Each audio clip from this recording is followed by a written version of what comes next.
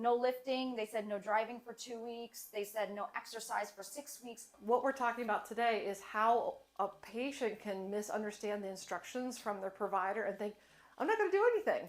In the reality, we have this carrier with a baby in it.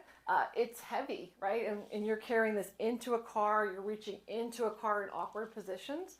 And she just had a C-section. So how do you do that? How can Harmon do things so she's able to keep up with this growing baby that's going to grow like a weed in the next couple of weeks? The one thing we can have Harmon do is to use what she has.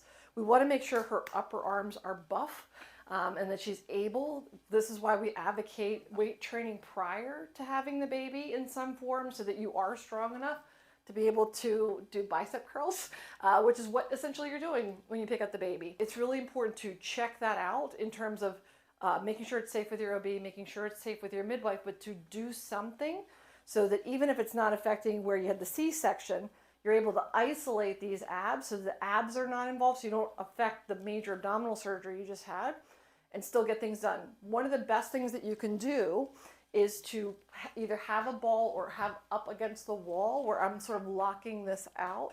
But you can take a lighter weight, drop your weight to about a quarter of what you're used to, and do curls like this. It has no effect on here. If you're recruiting where it's too heavy, where you feel you're aware of it pulling into your abs, you want to stop immediately.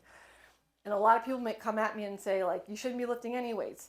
What is she doing right now with doing that? So we need to work around things and not make things worse, but figure out how to get her stronger. If she didn't do any exercise prior to having the baby, what can we give her to have her get stronger as the baby grows?